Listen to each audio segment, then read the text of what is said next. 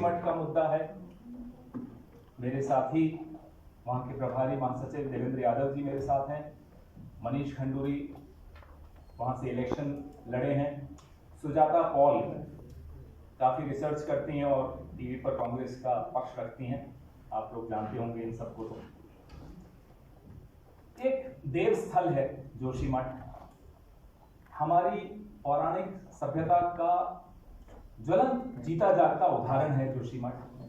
आदि शंकराचार्य की तपस्या भूमि है जोशीमठ और भगवान बद्रीश को सर्दियों के दिनों में यहां स्थापित किया जाता है। ऐसा जोशीमठ, उसके साथ जो पिछले दिनों में हो रहा है, परिवार उजड़ रहे हैं, घरों में, मंदिरों में, यहां तक कि आदि शंकराचार्य जी का जो ज्योतिमठ है वो टूट रहा है। शिवलिंग में क्रैक्स आ गए हैं। त्रिपुर सुंदरी मंदिर, राजराजेश्वरी मंदिर, लक्ष्मी नारायण मंदिर, ये तमाम मंदिर टूट रहे हैं। लोग सड़कों पर हैं, बाजार बंद हैं और जिस गति से क्रैक्स बढ़ रहे हैं, ब्रेकिंग न्यूज क्या बनती है? ब्रेकिंग न्यूज बनती है कि प्रधानमंत्री ने संज्ञान ले लिया। अरे साहब, कमाल। संज्ञान कब लिया? जब सब कुछ ब्रेक हो गया तब ब्रेकिंग न्यूज आई कि प्रधानमंत्री ने संज्ञान ले लिया। और संज्ञान अपने आप में बड़ी ब्रेकिंग न्यूज है। जो घर टूट रहे हैं, मंदिर टूट रहे हैं, दुकानें टूट रही हैं, वो ब्रेकिंग न्यूज है।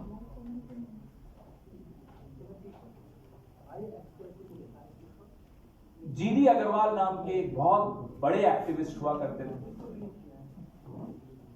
हमारे वक्त यूपीए की सरकार थी, जयराम रमेश जी पर्यावरण मंत्री थे, 2010 की बात है।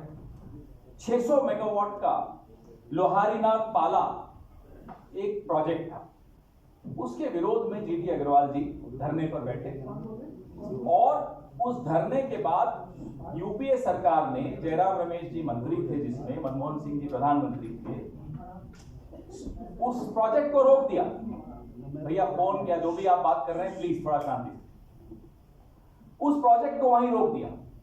ये 2010 की बात। तुलना कीजिए, वही जीडी अग्रवाल 2018 में भागीरथी नदी पर जो डैम्स बन रहे थे उसके खिलाफ धरने पर बैठे। इस सरकार ने क्या किया? उनको जबरदस्ती उठा दिया, वहां से ले गए और जिन परिस्थितियों में उनकी मौत हुई वो अपने आप में एक पीड़ादायक बात है।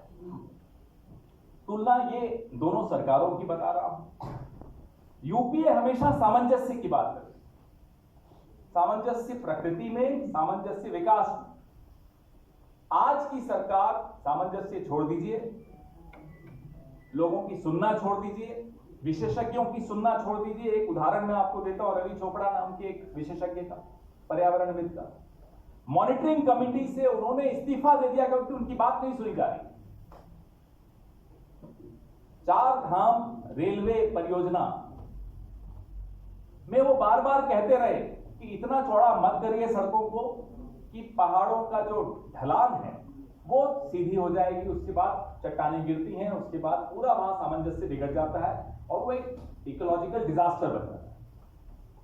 उनकी नहीं सुनी जा रही थी, उनका जमीर था, उन्होंने इस्तीफा दे दिया। ये परिस्थिति है। इस सरकार के कान बंद हैं, आंखें बंद हैं और मुंह भी तभी खुलता है जब कोई ब्रेकिंग न्यूज देनी होती है कि संज्ञान ले लिया।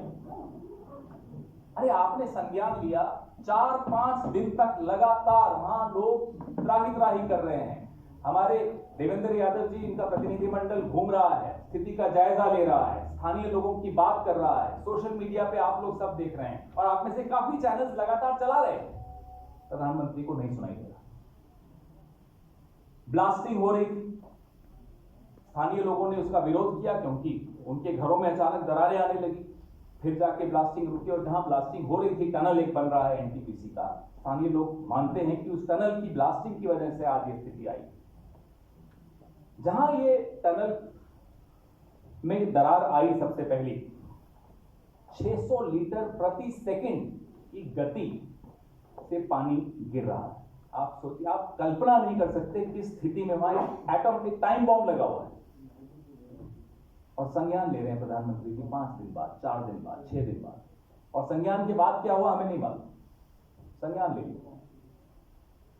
1976 में इसी इलाके में लगभग ऐसी ही एक समस्या आई। कांग्रेस की सरकारें थी, जाहिर सी बात है, मिश्रा कमेटी बनी।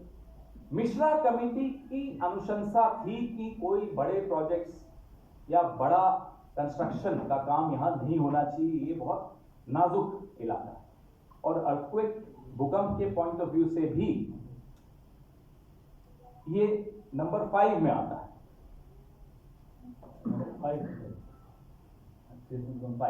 जोन जो है ये 5, तो इतना नाजुक। और उस वक्त की सरकारों ने ना केवल संज्ञान लिया और ब्रेकिंग न्यूज पे ध्यान नहीं दिया।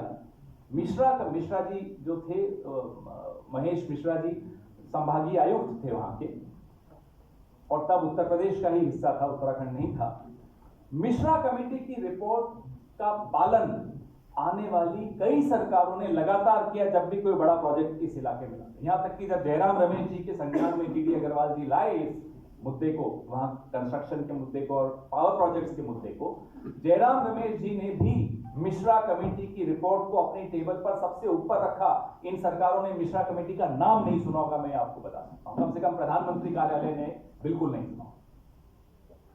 और यहां देवेंद्र यादव जी हो या सुजाता जी हो या मनीष खंडूरी जी हो या मैं हूं, हम लोग कोई ज्यादा हमारा इस दखल नहीं है निर्णय लेने में वहां, क्योंकि सरकारें हमारी नहीं है। लेकिन कम से कम इतना मालूम होना चाहिए कि उस इलाके का इतिहास क्या रहा है, विकास का इतिहास क्या रहा है, सरकारों ने कैसे रिस्पॉन्ड किया इस तरह की समस्याओं को, इस तरह की दिक्कतें जब आई। हमारी ये मांग है, जोशीमठ में जो हो रहा है, जो त्रासदी है, उसको राष्ट्रीय आपदा घोषित किया जाए, क्योंकि राज्य सरकार के बस की नहीं है कि वो इसमें कुछ ठोस कदम उठा पाए। और हम यह भी चाहते हैं कि जो 5,000 रुपए आप मुआवजा दे रहे हैं, वो बिल्कुल एक घिनौना मजाक कर रहे हैं आप वहां के लोगों। It's a cruel joke on the people of Joshimath. 5,000 रुपए आप उनको मुआवजा देंगे, ये मानव रचित आपदा है। यह बात हमें स्पष्ट, इसको कोई प्राकृतिक आपदा नहीं माना जा सकता। जो सुरंग है जिसकी वजह से यह मानव रचित आपदा हुई है, उसको तुरंत बंद कर दिया जाए और लोहारीनाग, पाला और पाला मनेरी परियोजना की जो सुरंगें हैं उनको भरने का काम तुरंत शुरू कर दिया जाए। ये परियोजना हमने रोकी थी, जो मैं बार बार आपको उदाहरण दे रहा हूं, ये वही परियोजना है जिनको हमने रोक दिया था। सुरंगों को सिर्फ भरने का काम है, वो नहीं कर पा रहे और नई और सुरंगें खोद रहे हैं हम। जो रेलवे का कोई भी बड़ा काम इस पर्वतीय आपदा का जिससे खतरा पैदा हो जाए, उसे वहां तुरंत बंद कर दिया जाए। गहन अध्ययन करके चरणबद्ध तरीके से ही उनको मंजूरी दी जाए और बिना सोचे समझे जो आप प्रकृति की सुरक्षा किए बगैर एक अनियंत्रित विकास जो आप पहाड़ों में ला रहे हैं, उसका जो खामियाजा है आज तो जोशीमठ के बाशिंदे और जनता भुगत रही है। लेकिन आने वाले दिनों में, महीनों में, सालों में पूरा ये जो इलाका है, ये इस तरह की त्रासदियां बार बार दोहराई जाएंगी। आपको याद होगा फरवरी 2021 में 200 लोगों ने जान गंवाई थी, चमोली में एक आपदा आई थी, वो भी मानव रचित आपदा है। लेटेस्ट अपडेट पाने के लिए हमारे चैनल क्लाउड न्यूज को अभी लाइक करें, सब्सक्राइब करें और बेल आइकन दबाना बिल्कुल ना भूलें।